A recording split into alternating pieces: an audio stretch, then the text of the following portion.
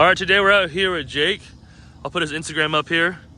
He's gonna give us a tour, a little walk around of his 370, but why don't you tell him year, spec or trim and all that good stuff.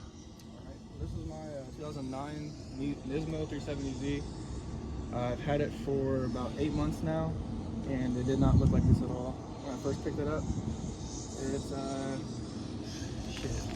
I don't really know where to start, but originally the color is silver. It had a little bit of body damage when I first picked it up. Looks like I start with the bigger things. The wheels, they're the Leonhardt Ordens. They are 20 by 11.5 in the rear and 20 by 10.5 in the front. They kind of fit good, I guess. The rears fit good, the fronts are a little shitty. The car is wrapped in KPMS gloss white. I did that back in August.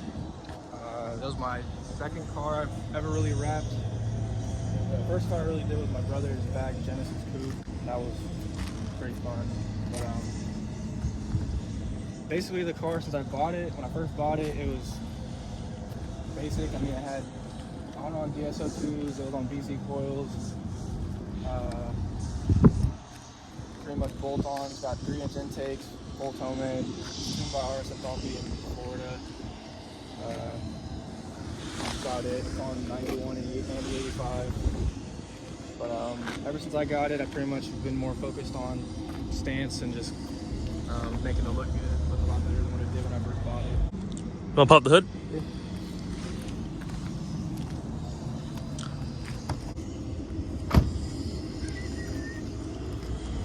Nothing crazy, just 3-inch intakes. I have no idea what brand they are. I think they're custom made by the previous owner, but they work, so I'm not complaining.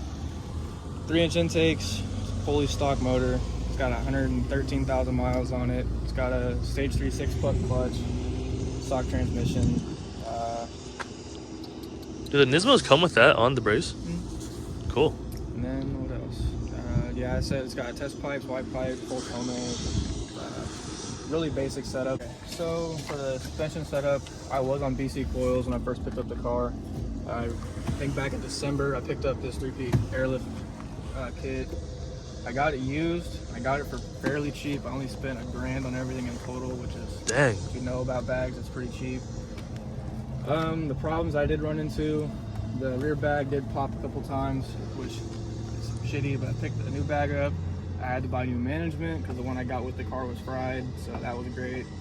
So all in all, I really didn't spend $1,000 bucks, but I did because I got it all together, the struts and the tank and all that shit. So really, not too bad. I can't complain. And the interior, like as into like the bag setup and shit, this is all custom made by me and my dad. It's just wood we cut out the shape of the trunk, and I wrapped it in suede headliner fabric and put it in. I didn't really want to do a crazy wood setup or nothing like that, just because it's a lot of work. So this is simple enough for me, and it's clean.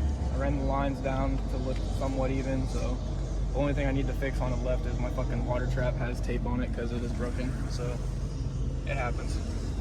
But I guess that's really it for the trunk. It's pretty basic. My interior is also really basic, but I have a lot of things getting ready to do still. Just OEM Nismo interior. Have a bride shift boot, Mishimoto knob. Simple shit. That's an ethanol content gauge for when I do run E85, but not very often.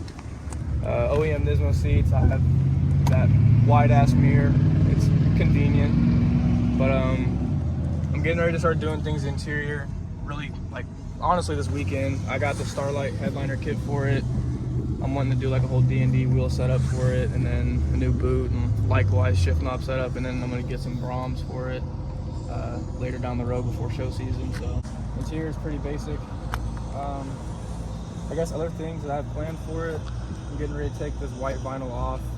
I'm gonna rewrap the whole car in a different color. I'm not gonna say what it is though, and let that be a surprise. But rewrapping the whole car, get all that shit squared away, fix my front fitment, because fitment's not the greatest, but still tweaking things out with it. Shit, what else? What do you think people like? Is there a bad rep that people with like 370s get, and like do you think the reliability's been good? I mean, VQs in general do get a bad rep because of the owners. It's not necessarily the car. The cars themselves, I have had a lot of VQs. I've had a lot of shit that I've I've had a lot of different cars, and I think VQs do get a bad rep, but for the right reasons, like to take over kids and shit like that. But I mean, there's still a lot of genuine, actual enthusiasts out there and people who like cars for what they are and the VQ platform. In my eyes, and how many times I've been in one and I've had my hands in them so long, it's like the VQ platform is very reliable and it's very sought after in my opinion. They're getting cheaper to buy nowadays, is why people get their hands on them so easily, but I mean, they're reliable, they make decent power if you're not, you know, stupid, I guess. You put the right parts in it, put the right money into it, right tuning, they can make decent power just for being an NAV6, so they're not bad. Well, once you get into like boosting it, whatever you want to do it, that's where it gets expensive because it's not cheap to do that. But the reliability factor, let alone of like this platform in general, like the VHR platform, has been really good. So. All right, big question for you. Tomei or Motordyne? Just because I have a Tomei, I'm gonna say Tomei, but there's like, the biggest difference is just because of the sound and the quality, I guess. Tomei, if you want to have a Tomei just to be ignorantly loud and it looks cool, I guess, you can get a Tomei, but if you actually want a good sound and tone, get a Motordyne, but you're gonna have to spend the money regardless, they're both expensive, but Tomeis are a lot easier to come by for sure. But preferably, I would run a Tomei. I like the single exit look more, but Motordyne's definitely the way to go if you want it to sound good. But you could also make a Tomei sound really good if you just run the right setup with it, like resonated test pipes, resonated wide pipe, shit like that. But nothing of mine is resonated right now, so it is loud, but it's not like super raspy like a straight pipe. So. Everything else on the car has been really good to me though. I've only had minor issues, but it's all like maintenance repairs and shit like that. Like the 13 belt went out, little shit here and there, you know. Before, when I bought the car, like when I did not touch it at all, it was perfectly fine. So, but you know, that shit happens as you go on. Cars break, especially depending on the way you drive them. So it's been good to me. I've only had it, like I said, 8 months, and knowing my record in my past, I don't really keep cars very long, so this one's been definitely one of my favorites that I've owned so far. And there's a lot more to do to it too. Like I'm genuinely surprised I haven't gave up on it and sold it, because I've definitely contemplated it before, but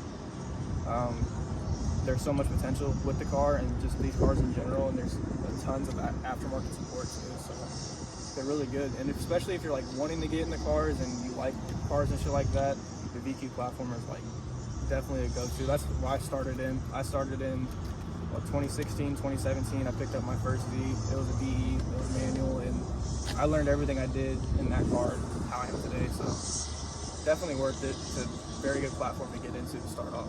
But yeah, that's pretty much it. I mean, it's really simple. I mean, the car is at a good point where I like it, but like I said, I am changing a lot of things. So by the time the season hits in April, May, it'll look completely different.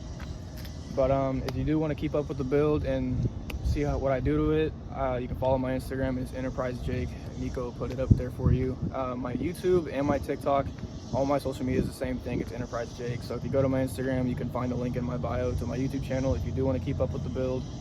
I'm going to try to record the whole process of the rewrap and the whole bunch of other things I do. So if you do want to keep up with it, just go ahead and give me a follow. And if you want to ask questions or talk to me about the car, I'm always going to respond to, you know, so that's fine with me as well.